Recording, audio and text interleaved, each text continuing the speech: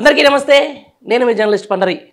మొత్తానికి ఈరోజు తెలంగాణ రాష్ట్రంలో ప్రభుత్వం మార్పు వచ్చిన తర్వాత అత్యంత నిరాదరణకు అత్యంత ఏమాత్రం పట్టించుకోకుండా వదిలిపెట్టినటువంటి వ్యవస్థ ఏదైతే ఉందో అది గురుకుల పాఠశాలలే.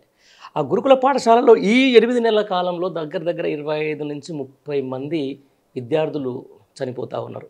ఈ గురుకుల పాఠశాలలకు సంబంధించి ప్రస్తుతం ఉన్న ప్రభుత్వానికి ఇప్పుడున్న ముఖ్యమంత్రికి ఒక సంథింగ్ ఈజ్ ఏదో ఒక ఈ గురుకుల పాఠశాలలో నిర్వీర్యం చేయాలి, బీసీ ఎస్టీ లేకపోతే ఎస్సీలకు సంబంధించిన విద్యార్థులకు ఒక క్వాలిటీ ఎడ్యుకేషన్ అందియకూడదు అని చెప్పేసి ఒక కుట్రతోటి అయితే చేస్తున్నట్టుగా కనిపిస్తూ ఉంది. దీనికి సంబంధించి మనతో మాట్లాడేందుకు బీఆర్ఎస్ పార్టీ సీనియర్ నేత అలాగే మాజీ sports authority chairman doctor Anjay Goud మనతో ఉన్నారు. ఆయన అడిగిన మరిన్ని విషయాలు చెప్పుకునే ప్రయత్నం చేద్దాం. నమస్తే. చూస్తున్నారు కదా సోషల్ మీడియా, విద్యార్థి కాలం నుంచి ఉద్యమాలు చేసుకుంటూ వస్తూ ఉన్నారు. ఒక యూనివర్సిటీ స్థాయిలో మీరు కూడా ఉద్యమాలు చేసిండ్రు. ఈ గురుకుల పాఠశాలలు గతంలో ఎట్లా ఉందో చూసిండ్రు. గత ప్రభుత్వం ఈ 10 ఏళ్ల కాలంలో ఏ విధంగా అద్భుత విజయాలు సాధించారో చూసిండ్రు. ఈ 8 నెలల్లో కూడా ఏ విధంగా ఈరోజు పిట్టాల రాలుతున్నారు విద్యార్థులు, అలా ఎడ్యుకేషన్ క్వాలిటీ సిస్టమ్ ఏందో కూడా చూస్తూ ఉన్నారు. ఇవన్నీ చూస్తుంటే ఏమనిపిస్తుంది అన్న మీకు? దుఃఖం వస్తుంది, బాధ అనిపిస్తుంది. ఇంత దుస్థితి తెలంగాణలో ఉన్న పిల్లలకు తెలంగాణకు వచ్చిందని చెప్పి ఆవేదన కలుగుతుంది. ఎంత దౌర్భాగ్య పరిస్థితి పండరి గారు. గడిచిన 9 నెలల్లో 9 నెలల్లో గురుకుల విద్యా సంస్థల్లో దాదాపు 36 మంది విద్యార్థులు చనిపోయినారు. వాస్తవం. అశుభ్రమైన నాణ్యత లేని ఆహారం తిని, లేకుంటే పాము కాటుకు. దౌర్భాగ్యం ఏంటంటే పాము కాటుకు గురై రకరకాల కారణాలతో ఇవాళ జ్వరాల బారిన పడి రకరకాల కారణాలతో ప్రభుత్వ గణాంకాల ప్రకారమే 36 మంది విద్యార్థులు ఎస్సీ ఎస్టీ బీసీ మైనార్టీ పేద వర్గాల విద్యార్థులు చనిపోయినారు.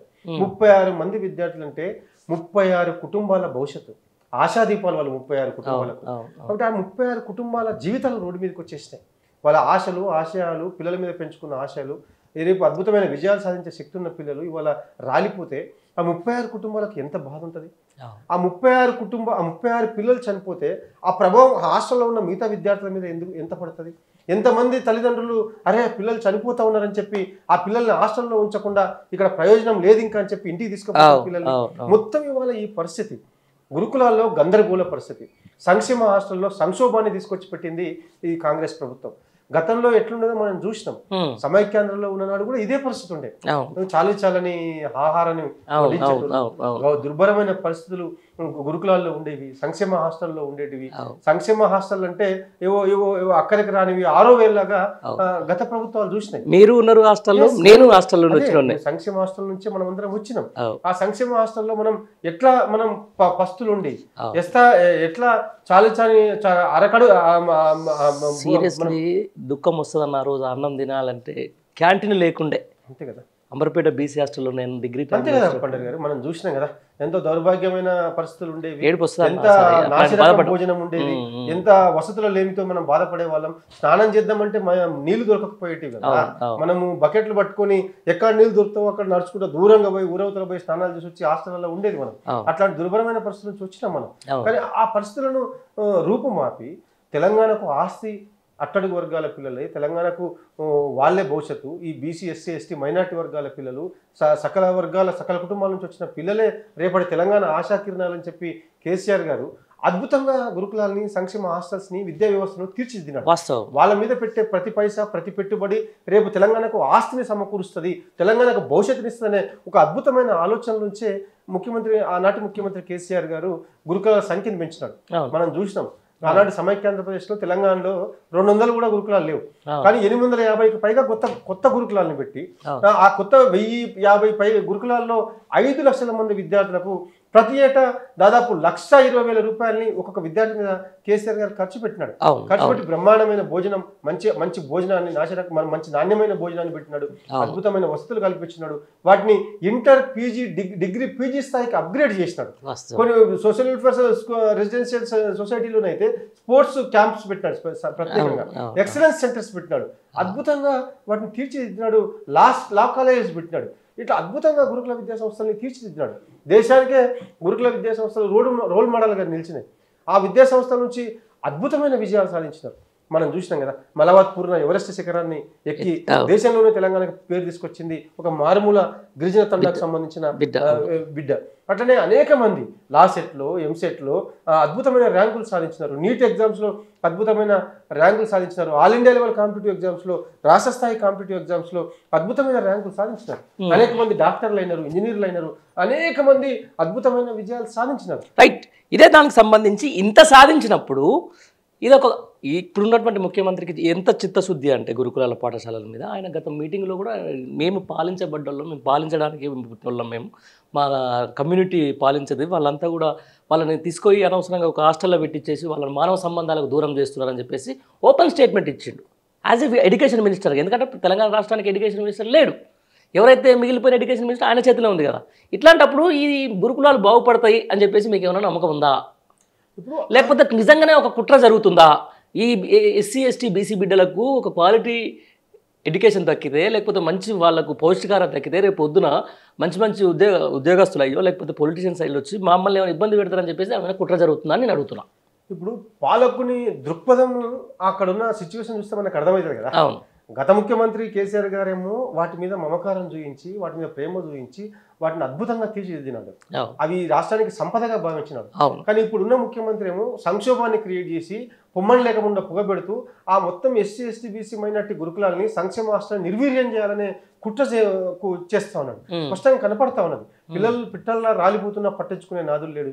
ఒక్కసారి కూడా రాష్ట్ర ముఖ్యమంత్రి ఇంతమంది గగ్గోలు పెడుతుంటే విద్యార్థి సంఘాలు డిమాండ్ చేస్తూ ఉన్నాయి, రాష్ట్రంలో మేధావులు బతుకుంటా ఉన్నారు, ప్రధాన ప్రతిపక్షంగా బీఆర్ఎస్ పార్టీ నిలదీస్తా ఉన్నది. అక్కడ పరిస్థితున్ని చూస్తూ కూడా ముఖ్యమంత్రి కూడా చలనం లేదు కదా. ఒక్కసారి కూడా రివ్యూ చేయలేదు. కనీసం ఏసీబీ దాడుల పేరిట 2-3 హాస్టల్ల హడావిడి చేసి, ఒకరోజు హడావిడి చేసి మళ్ళా ఎక్కడ వేసిన గుంగలే అన్నట్ల పరిస్థితి మార్చేసినాడు. దీన్ని చూస్తే మనకు అర్థమవుతుంది కదా ఈ ముఖ్యమంత్రి ఎట్లాంటి వైఖరితో ఉన్నాడు, ముఖ్యమంత్రి దృక్పథం ఎట్లా ఉంది. ఈ ఈ అణగారిన వర్గాల పిల్లల భవిష్యత్తును నాశనం చేయాలనే ఆలోచన ఉందా, వీళ్ళకి బ్రహ్మాండమైన భవిష్యత్తు ఇవ్వాలనే ఆలోచనతో ఉన్నాడా మనకు అర్థం అవుతా ఉన్నది.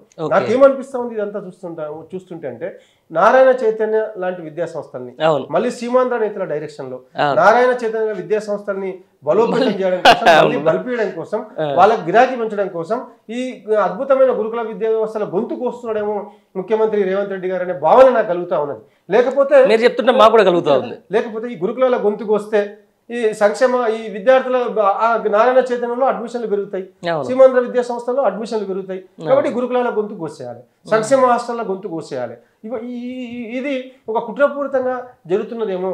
అక్కడ నేతల డైరెక్షన్లో నడుస్తున్న రేవంత్ రెడ్డి గారు దీని ఒక ఎజెండా ప్రకారం అమలు చేస్తున్నాడేమో, పొమ్మలు లేక పొగబెడుతున్నాడేమో అనే అనుమానాలు మాలాంటి వాళ్ళలో వస్తూ ఉన్నాయి. లేకపోతే వాటిని ఇంకా బలోపేతం చేయాలి కదా.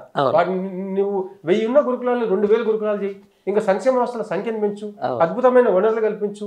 మీ మేనిఫెస్టోలో చెప్పినారు కదా, మెను అద్భుతమైన మెనూని పెడతాం, సంక్షేమ హాస్టల్లో వసతులు మెరుగుపరుస్తాం, గురుకులాలను మెరుగుపరుస్తాం, గురుకులాల సంఖ్యను పెంచుతామని చెప్పి మీ మేనిఫెస్టోలో చెప్పినారు కదా. మరి అవన్నీ అమలు చేయకపోగా నీవు వెక్కిరిస్తున్నావు. గురుకులాలు అవసరం లేదని అంటున్నాను. గురుకులాలు సామాజిక వ్యవస్థను విచ్ఛిన్నం చేస్తాయి, తల్లిదండ్రుల మధ్య అనుబంధాన్ని చంపేస్తాయి, పిల్లలకు తల్లిదండ్రులకు మధ్య అనుబంధాన్ని చంపేస్తాయని చెప్పి ఘోరంగా మాట్లాడుతున్నావు కదా. నీకు అసలు తెలుసా?